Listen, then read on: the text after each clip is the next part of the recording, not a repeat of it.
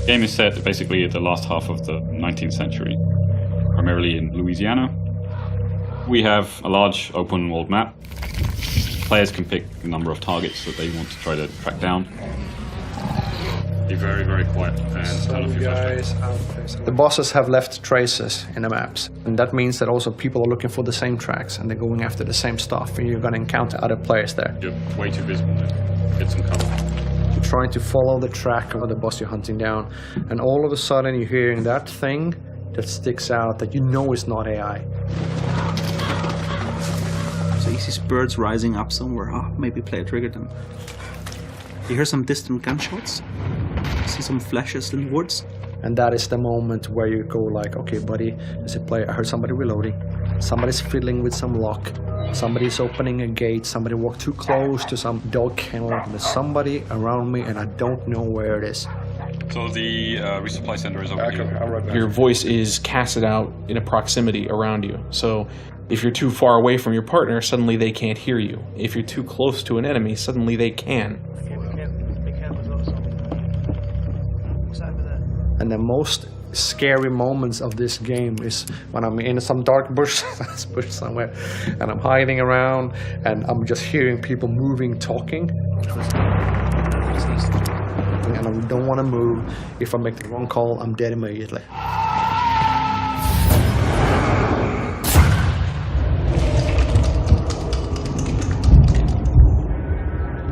So you're actually at the boss. It's the boss fight.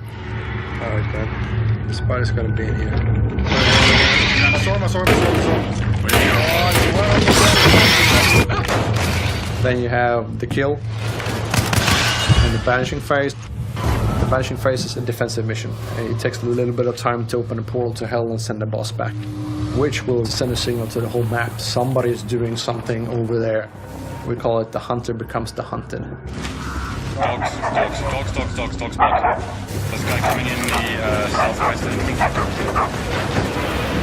And the boss will leave a token, which you will take up. Now you need to get the fuck out of Dodge. Player. Should submission and we kill him. Quick. The other guys are still behind us. Let's keep going. Run.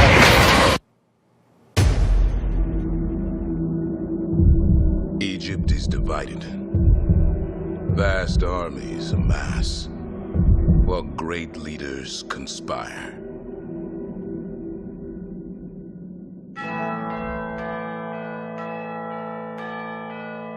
Ptolemy, the boy king, he wants the entire region kept under heel.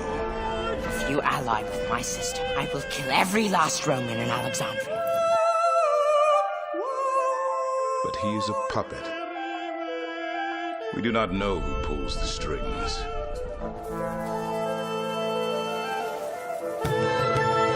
The exiled queen Cleopatra thirsts for power. We have informants in each region. Across Egypt, mysterious forces work against us. She wields followers with lethal skill in pursuit of her throne. It is time for assassinations.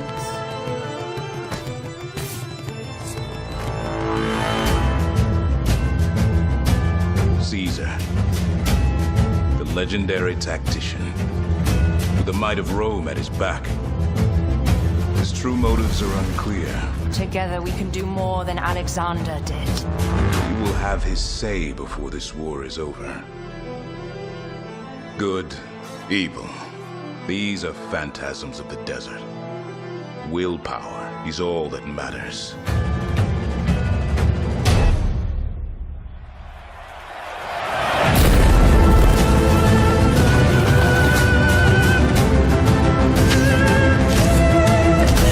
You may not be a king, Bayek, but history follows you.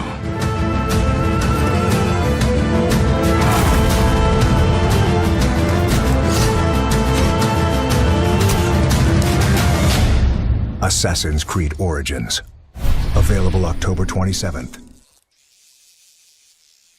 And here we see the player needs to fight a little bit to get the fish.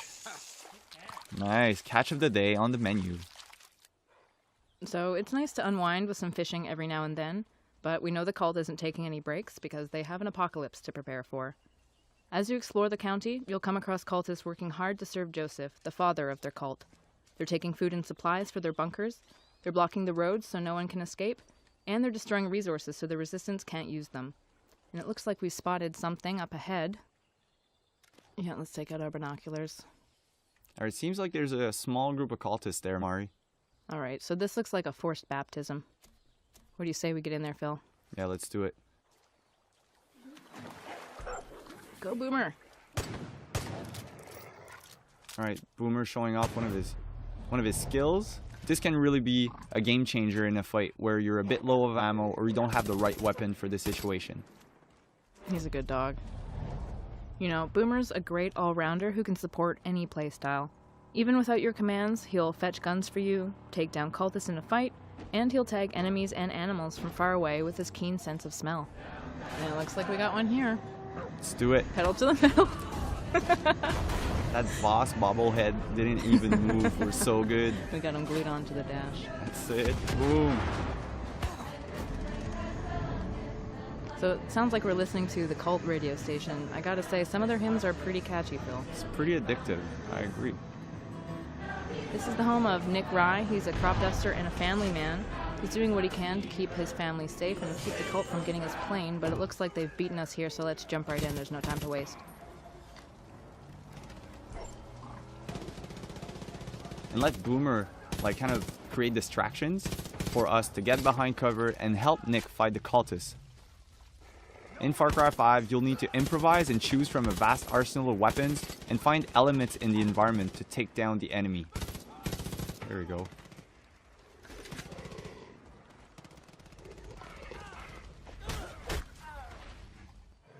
Boomer will stand his ground and defend you from predators, as there are a lot of moments for the player to hunt or be hunted. And we've built a deep ecosystem that represents Montana's wilderness. So, you know, we've seen ducks, a sturgeon, deer, and this is just a small sample of all of the wild animals that you'll encounter in Hope County. But I think right now we are the predator. Yep, we got them on the run. They're smoking.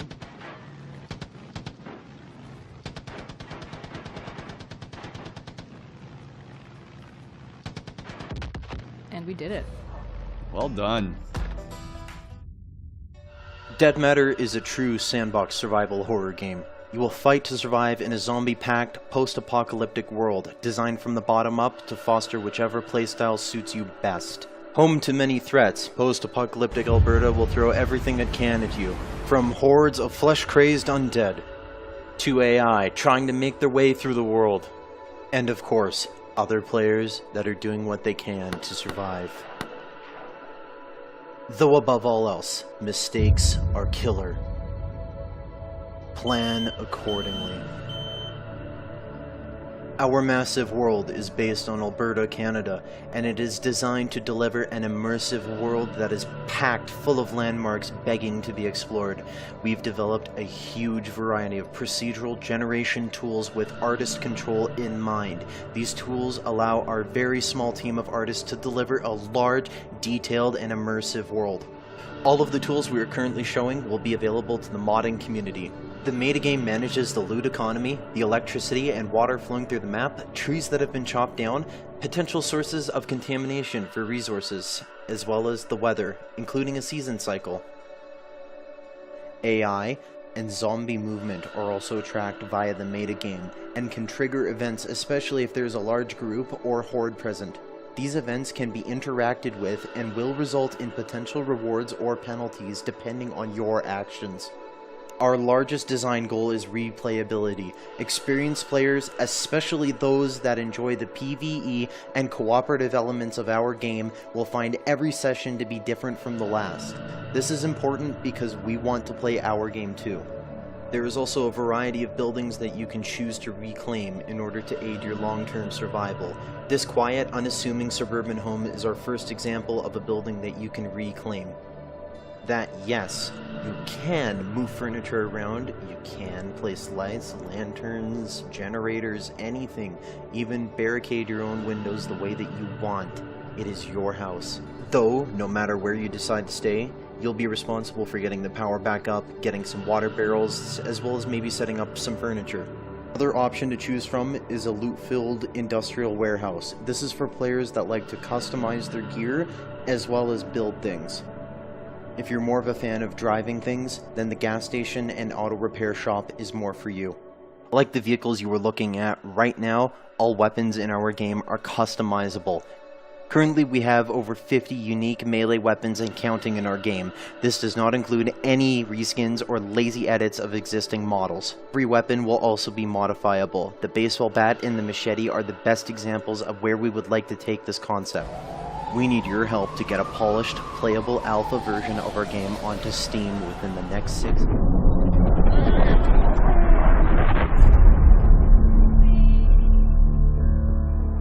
Henry!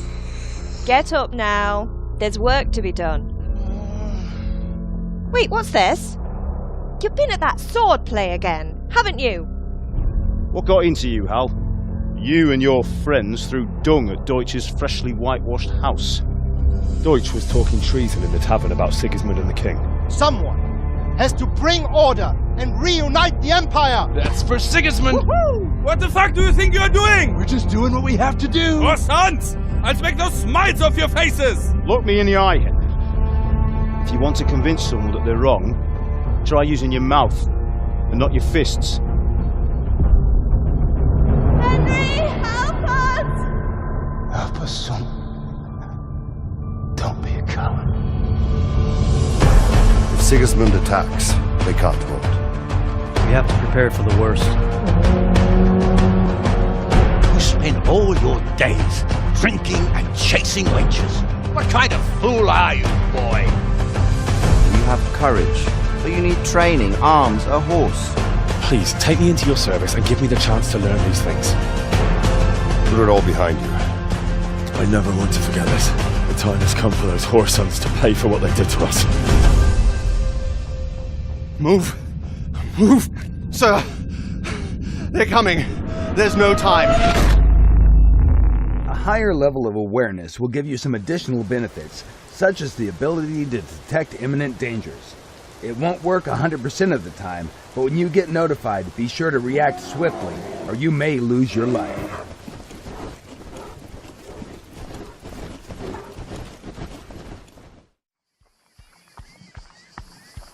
Okay, let's cover the stealth skill now. The stealth skill is linked with the dexterity attribute, but it also depends on other factors. To determine the final level of noise that your character makes, we first analyze the type and amount of gear your character carries. Then we take into consideration the movement and ground material type. This is the starting point of the noise level calculations.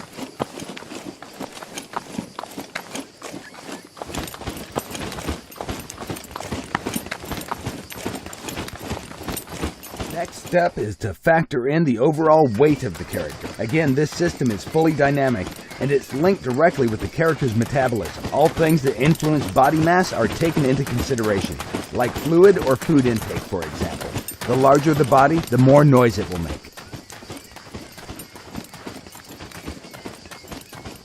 Don't you simply hate when you think that you're safely hidden far away in dense foliage just to realize that you stick out like a dog's balls? In Scum, our methods allow players to be equally competitive regardless of the graphical settings they use to play the game. The guy at camp is preparing some delicious beans. Let's call him Donald. 3 soldiers are approaching him over the hill. The left one, called Huey, is crawling through dense vegetation. The middle one, Dewey, is crouching his way towards the larger bush, and the right one is simply walking straight in the open like John Wayne in Sands of Iwo Jima. Let's address him as Louie. Notice that from the Donald's perspective, he only sees Louie. Dewey is well hidden in the bush, while Huey can't be seen because he's well camouflaged. On far distances, the game engine doesn't render foliage, yet still Huey is invisible until he decides to blow his cover simply by changing his stance. At that moment, his camouflage has been terminated and he becomes visible. The camouflage skill can only be activated in dense foliage when your character is prone and out of plain sight.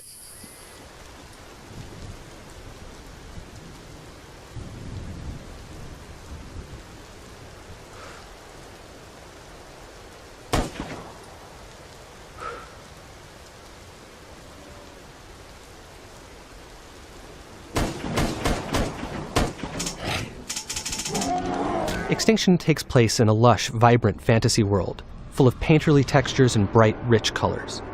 But this world has come under siege by an organized army of massive otherworldly invaders known as the Reveni, who have begun systematically eradicating humanity off the face of the planet. You play as Avil, one of the last of the Sentinels, a legendary group of warriors with the skills and tools necessary in order to take down these massive foes. The gameplay in Extinction emphasizes high-speed traversal around the environment. In addition to the basic jump and double jump, Avil can also run horizontally along walls, run vertically straight up walls, air dash through the sky, come floating back down gently, can bounce off of springy objects in the environment such as building awnings or treetops, and can use his whip like a grappling hook to get around.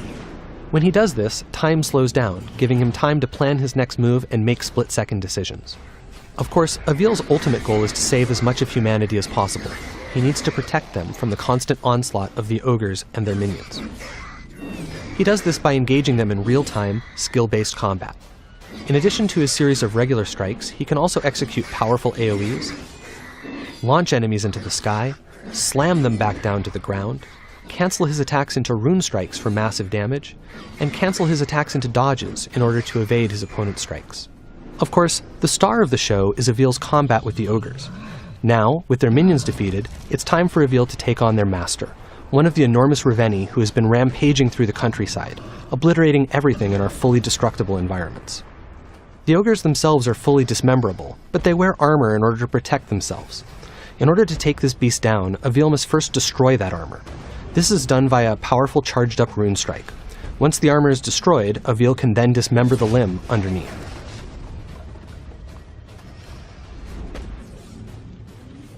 Dismembering limbs like this builds energy which Avil will need to ultimately be able to strike the finishing blow. And as you can see, this ogre is none too happy about the loss of its leg, and Avil has to dodge its attacks while also trying to remove the remaining armor in order to get to the limbs beneath them. This is an extremely dangerous situation to be in because if any of these blows actually manages to hit Avil, it will be death in a single hit. Having now absorbed enough power and weakened the ogre sufficiently, Avil's now ready to go ahead and strike the finishing blow. Using the traversal options we showed off earlier, Avil is able to climb up the ogre's back, take out its helmet, and deliver the coup de grace.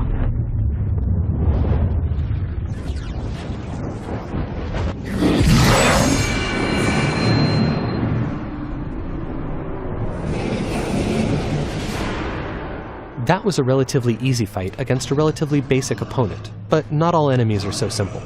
Depending on what armor, weapons, and abilities they have, each ogre presents its own unique challenges, and requires different strategies and tactics to take down. Your army's pulling out. Come on!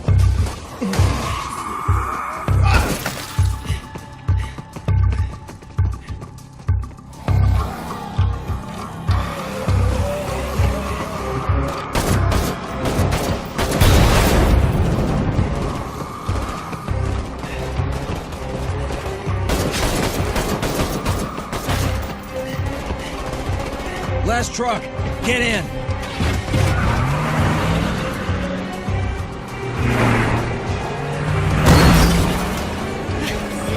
Want some of this? How about you?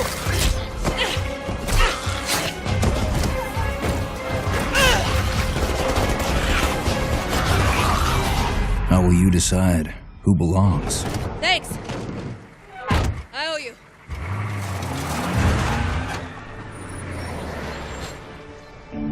How will you choose a place to call home?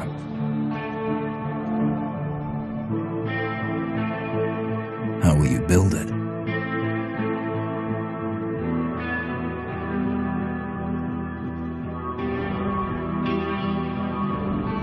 Work together to defend it from the terror just outside the walls.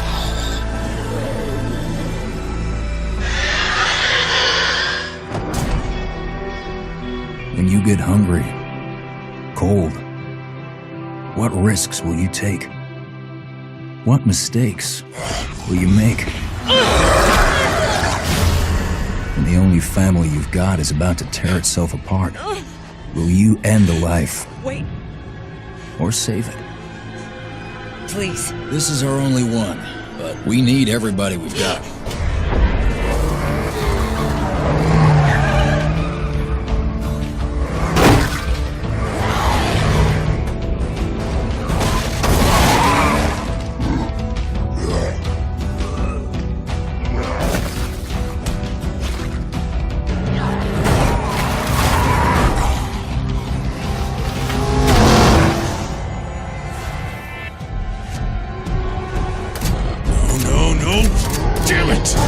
When you get in too deep and realize no one gets a second chance.